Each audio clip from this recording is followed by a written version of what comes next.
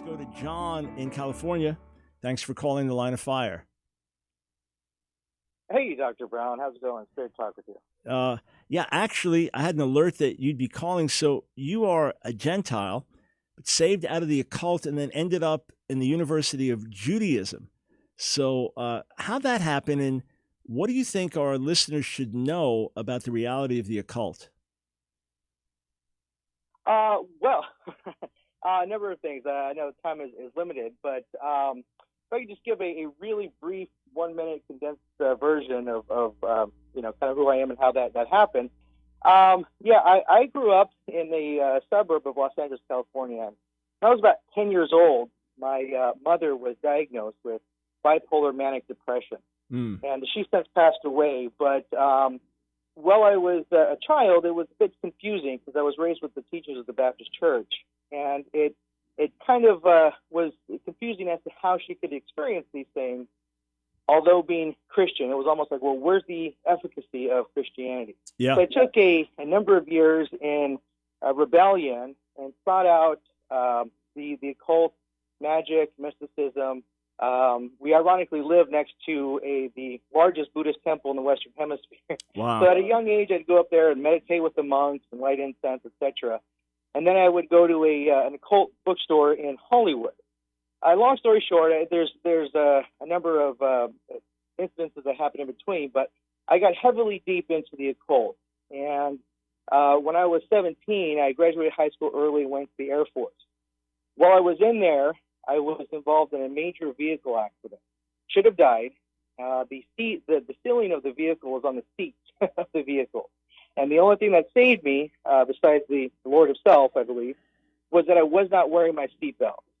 So it was a very supernatural experience. I feel like, the Lord actually went in and grabbed me out and threw me out of the vehicle. But I was hospitalized for about 2 weeks. And during that time, I was reflecting on my occult studies and my how deep I was into it. But I had to recognize that there was an all-powerful being at the time. But I was still too stubborn to return to Christianity. And so the thought came to me, well, where was this split between Judaism and Christianity? Essentially, do Jews have the monopoly on the true God, the one true God? And so while I was healing in the hospital, I requested a Jewish chaplain, a rabbi, come in to speak with me as opposed to a pastor or somebody of my Christian background.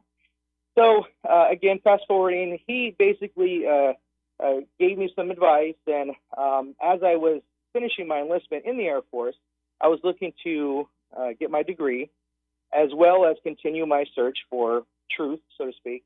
And so I was referred to the University of Judaism in Los Angeles. I figured, well, it's an accredited university. I can get my degree while at the same time kind of exploring these ideas. And so for a time there was the consideration to convert to rabbinical Judaism. But I was keeping an open mind, and we could talk a little bit more about this, but there were a number of unique courses like Zen Hasidism, Introduction to the Zohar, Ancient Jewish Civilization. So I was pretty well exposed to a lot of Jewish thought. And as I got more exposed to it, it became harder to accept Christianity because there were a lot of, at the time, what I thought good arguments to dispute it. In fact, we even studied the New Testament at the University of Judaism, but from a anti-missionary perspective, so to speak. Right.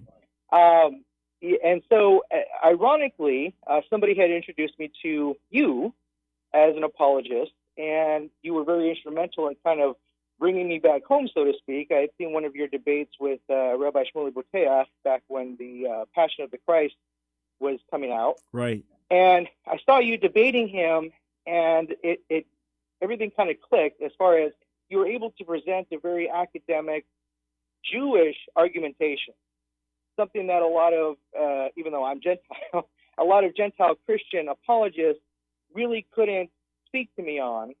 And so I started to look into more of Messianic Judaism and the Hebrew roots of the faith, and that led to a much bigger exploration that finally led me back to the Lord. But as I said, there are many of things that happen in between. I just want to give a short version of Amazing. what happened. Yeah, I'm blessed to have played a role in your journey. And you've also come out with a strong burden for conservative issues.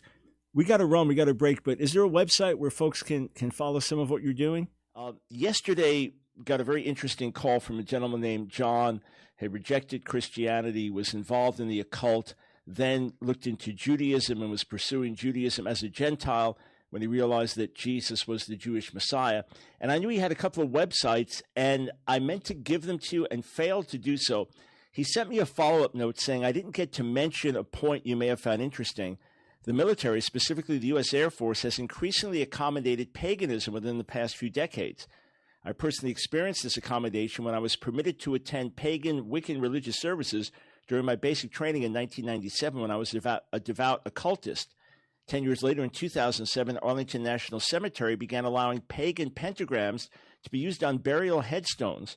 Over 10 years after that, in 2019, the Navy began allowing satanic study groups at the U.S. Naval Academy.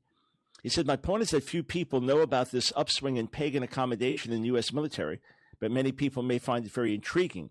Satan is unabashedly literally recruiting an army within the ranks of the U.S. military. It's also very coincidental that this accommodation of paganism was roughly coincided with the acceptance of homosexuality and transgenderism in the military. So, relevant website, Gnos Logos, G-N-O-S as in Gnostic, G-N-O-S, Logos, Logos.org, or his more political website, conservativescorner.com. All right, just wanted to mention that to you. Hi, friends. I have recently launched my new ministry, Gnos Logos, and I would like to ask you to bless it with your support. In 2007, after more than a decade in the darkness of the occult, I surrendered my life to the risen Messiah and accepted his atonement for my sins. Today, I provide teachings on the weekly Torah portions, as well as lead Bible studies throughout Southern California. I have been on a long journey, studying systems of Western and Eastern mysticism, as well as occult philosophy. While I was serving in the Air Force, I was almost killed in a serious automobile accident while I was on duty. I was hospitalized for nearly 2 weeks with severe injuries. Although I was too stubborn to submit to the Lord's authority at that time, it was the beginning of a turning point. My journey eventually led me to the University of Judaism in Bel Air, California. There, I acquired an even deeper study in Kabbalah, as well as a unique education in Judaism, Hebrew, and the Jewish origins of Christianity. After putting the pieces together and having an encounter with the Holy Spirit, I have committed the past 12 years to serving the Lord and sharing my unique journey with others who want to be delivered from their own darkness through the hope made available only through Christ. I have also been overwhelmingly blessed with a beautiful wife and 4 lovely children. I feel that the Lord has called me to increase the work that I do to serve Him. However, I am stepping out on faith and trusting that He will provide the means to expand my ministry with your help. If you would like to learn more about my testimony and background, just click the link in the description of this video. I pray you will seriously consider blessing this unique ministry with a contribution. Thank you so much, and may the Lord bless you.